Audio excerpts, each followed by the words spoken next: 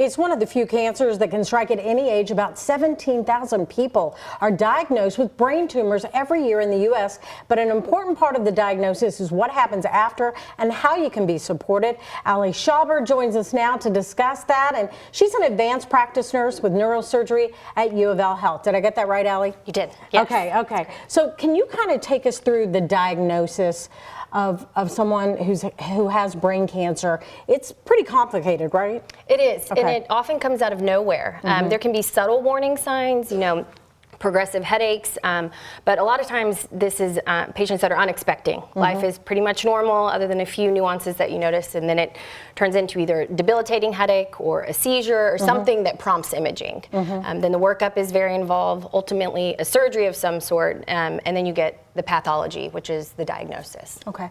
And your work, what you see every day, you knew that these patients needed more support. Sure. One of the hardest parts of my job is always the pathology discussion. You can almost feel the air leave the room when you tell a patient they not only have cancer, an aggressive cancer, prognosis, and then a lot of things ahead as far as treatment. And they just seem to feel alone. And as a healthcare provider, we want to be as, sympathetic as possible, but I don't know what it's like to live that. And so my goal in starting this group is to connect patients with other patients, other family members that truly get it.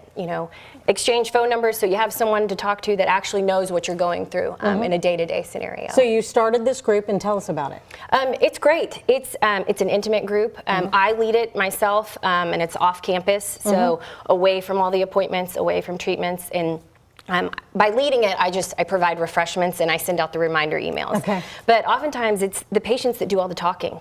Sometimes I don't say much at all. They're connecting with each other. How'd you handle this? How was radiation for you? What are you looking into next? And it's just a chance to build relationships that they may never have had. And that's got to be rewarding for you to see them getting that communication they need. Definitely. Connecting them with somebody that actually gets it. Okay. And yeah. And tell us how, if folks that have family members that they'd love to be part of this, how can they find out about it? Sure. So it's the second Tuesday of every month, and I don't care where they had their surgery. I don't care who their oncologist is, where they're getting treatment, how far in or out they are, but just they can find the information online, and we're happy to have them. Okay, and we're seeing on our screen there, you meet at Crescent Hill Library in Frankfort? Yes. All right. In the basement, and there are refreshments every month, so. Awesome. And thank you so much, because we could talk to you about this for at least a half an hour to get all this information. I know it's so important to the community. So thank you so much for being here. Thanks for having me. Really appreciate it.